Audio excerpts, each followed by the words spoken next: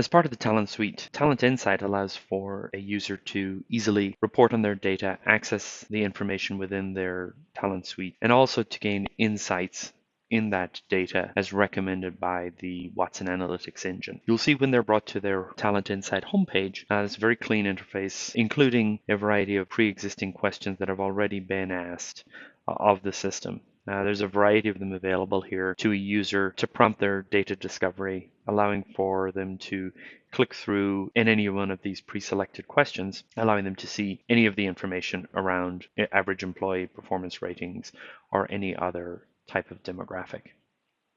You'll note when it does so, it'll drive the user directly down into that visualization. There's no need to know how to link data, join data, write any other kind of SQL statement.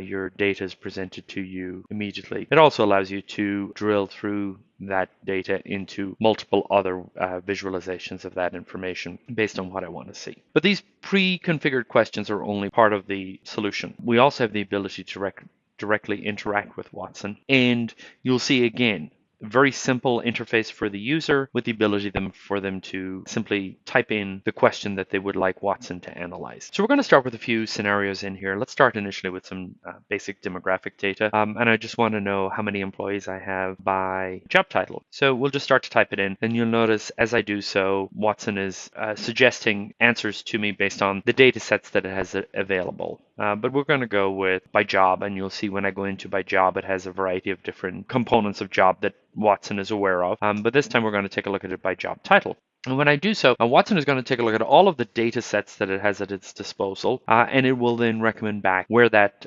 answer to that inquiry may best be found. You'll notice that these data sets are categorized from very relevant on down in descending order. So I've got very relevant down through relevant and less relevant information. In this case, all of my data sets that it has available are very relevant. And each one of these, you'll see it'll provide me with a little more detail behind them. Now, in this case, I'm going to go ahead and drill down into the Talent Suite data that we have in here.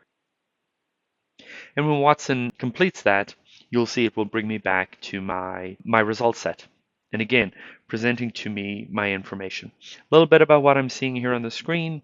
Obviously, my data is presented on my axes, in this case for a bar chart. The text in blue are where I have the ability to select additional values. So for example, I may wish to instead view my data by country, and we'll break up my data with my headcount in each one of those countries. And this is just one of multiple data elements, as you can see, that I have available to me in here. For example, if I wanted to see how my employee population broke down by age, I can see that as well. Now you'll notice here that I've got a lot of discrete ages along my horizontal axis here. So let's say I wanted to aggregate my data and group it. Again, the tool allows for me to do that directly from here, allowing me to group my data in a variety of ways. Now in this case, I'm just going to do a very simple grouping, so we'll just call them, let's just create some age bands within my data, and I want to key that off the age of the employees. And it's going to create 5 bands for me, and I'm going to accept the defaults in here. And when I do that, I now have a new data element that I can aggregate my data on, which is my age bands, as you can see in here, and I can pull up that age bands data. And now it will aggregate that information for me based on those bands. So a very user-friendly, easy way for me to view my data, access my data, and then aggregate my data if necessary. Now, taking a look at this aggregation view, you'll notice here that I've got a group of employees at ages where retirement is going to become more of a consideration for them. And I'd like to take a closer look at these 267 or so individuals within the organization. So let me go ahead and drill down into that. And I want to take a look at how they're distributed. And you'll notice I've got a range of ways that I can look at their distribution. But let me take a look at it about how they're distributed within our jobs. And you'll see in here that of of those employees who are beginning to look towards their retirement, a large proportion of those are within our relationship manager job family. Now, at the bottom of my screen, I also have the ability to add additional pages into my data set. So I'm going to add a new page in here. You'll see what it's going to do is it's going to say where do I want to go next in my exploration, and it's providing me a variety of suggested places that I can go. So what I'm going to want to know here is where my employees are distributed from a performance evaluation perspective. So we're just going to ask, where are my highest average performance ratings? And you see as I do so, it already knows the language of HR. It knows the information that I might have, and it then suggests a variety of different ways that I could visualize this data. I can look at it as another bar chart, but here I can also view it plotted out on a map, allowing me to see at a glance where my employees are distributed from an average performance rating. And you'll notice that when I cursor over each one of these, it will illustrate that information to me. Now, I also have the ability to limit my data set. So if I want to look at my high performers or my low performers, you'll notice here I have a couple of sliders. So if I want to look at the areas where my group may be performing, let's say at or below a 2 rating on average, it will then, you'll notice, gray out or deselect the values that exceed that value. And then if I want to see where my high performers are located, I can easily invert that selection. And you'll see my high performers are more geographically dispersed than are my low performers, suggesting we may have specific areas of performance issues here in India, here in Brazil, also apparently in Italy and in Japan. So you'll notice here each area can be quickly and easily identified where we may have performance issues.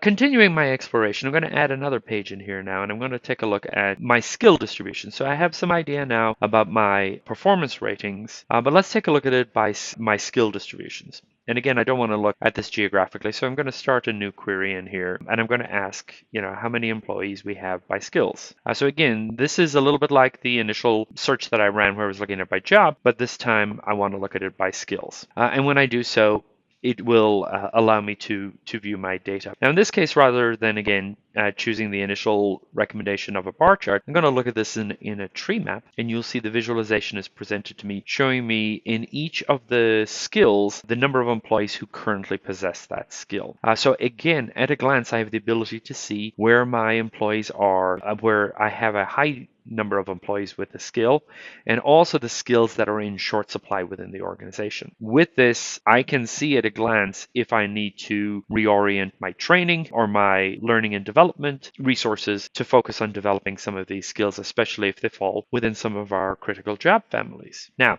how would I know that? Well, let me go ahead and ask a correlated question to that.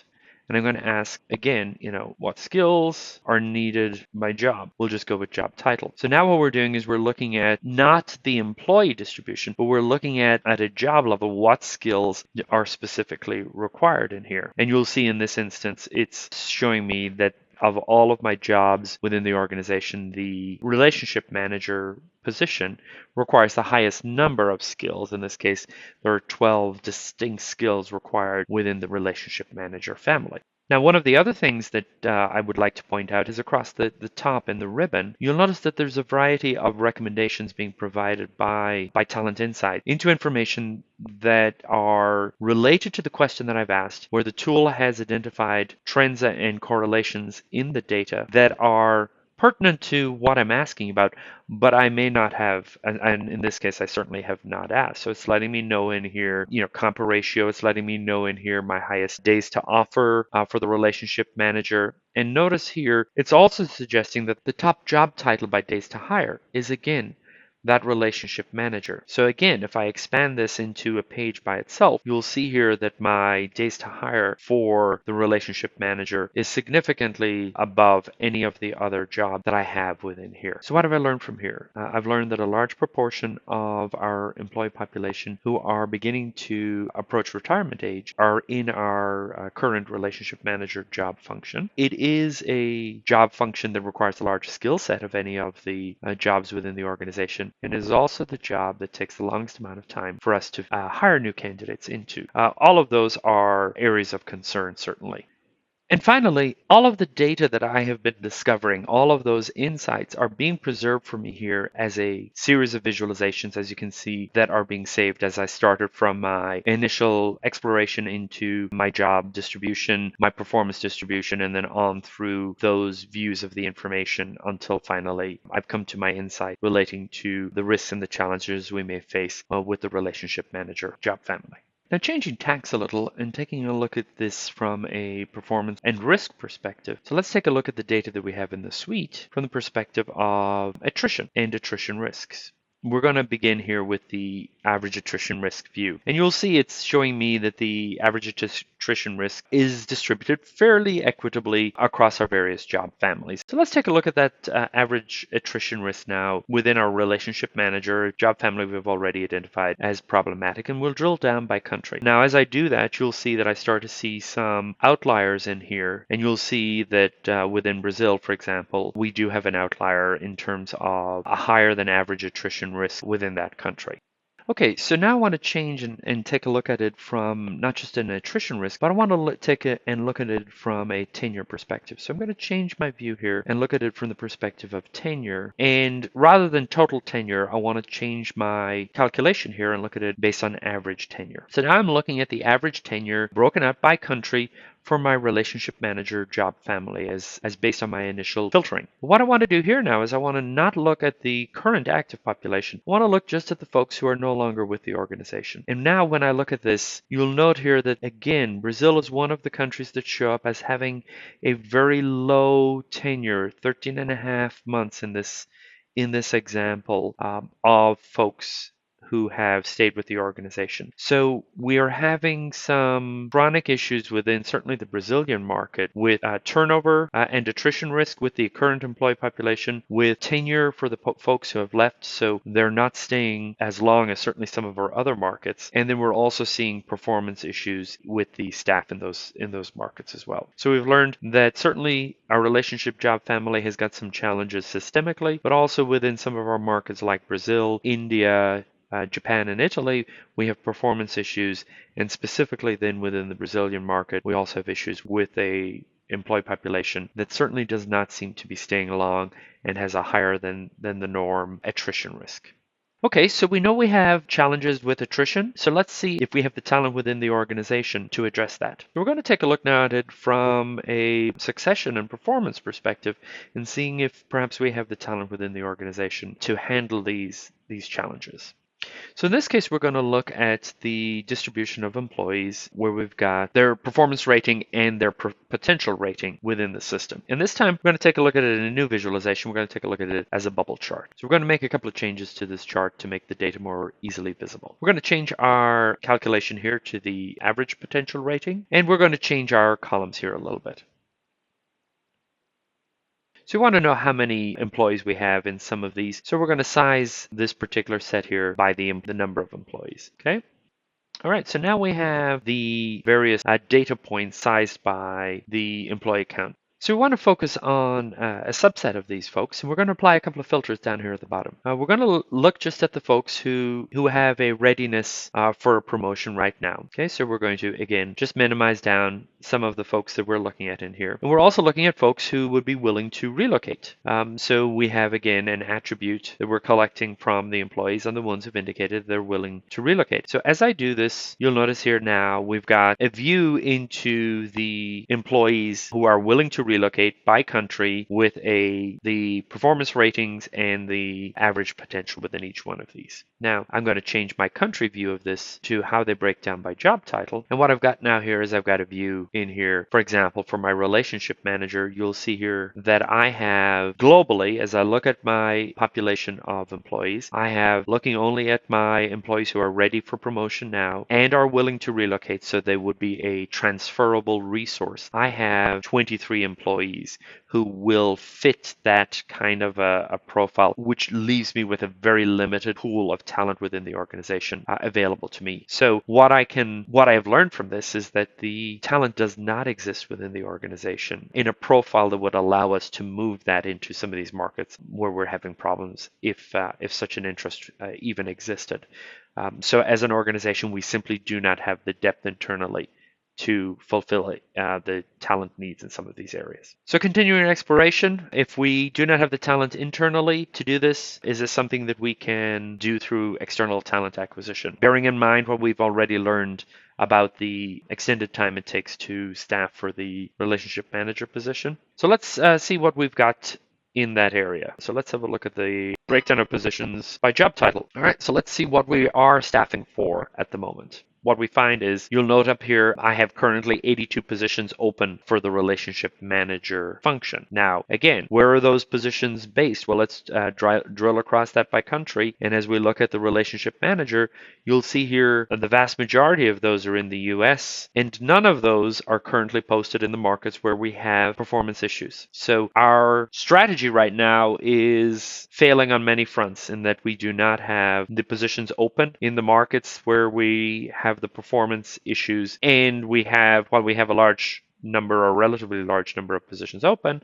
they're in established markets that are in among our higher performing markets. And so finally, let's ask an additional question in here relating to where we should target for these roles. So we'll look at some information in here, for example, like the average days to hire by various job families and also by hire source. So I want to take a look at where candidates are coming into the organization. So what I'm going to do is I'm going to drill down into that particular visualization, and you'll see it will show me here broken up by each of my jobs. And in this case, you'll notice that my graph continues over into the right as I go through my various jobs. But what I'm going to do now is I'm actually going to change my visualization up a little, and let's instead look at it as a stack chart. So let's look at all of these values stacked on top of each other so it condenses down into a nice convenient chart for me. And you'll see here I've got my various jobs in here, and over on the right I've got my various sources the candidates are coming from. Now I can take this a step further, and if I want to normalize my data, I can present this as a percentile, which will normalize all of these values out without regard to the variations in the numbers of folks that we're staffing for. Obviously, what I have the ability to do here now is I have the ability to select any one of these sources. For example, if I want to look at internals are only effective in the relationship manager function. And you'll see here, I can see that a proportion of my hires have come from that. If I add in my referrals, now I see referrals are working more broadly across that. But surprisingly enough, we've had 0 referrals for the marketing manager function. In fact, all of our hires are coming from Twitter as a source. Now, so what I have the ability to do is I have the ability here with literally just a click to identify when a source and for what job title specifically a source may be an effective channel for us to use, or when in some cases that channel is completely being ineffective for us in certain jobs, as we can see in here. Not only is the marketing manager not coming from Google as a channel, but our compliance officers don't come from that channel either. So very quickly and easily being able to see which channels have relevance to which job families as I'm staffing them. And obviously, as we've seen throughout, the ability for me to drill down into many of these columns, many of these data elements, or visualize the data by any other dimension.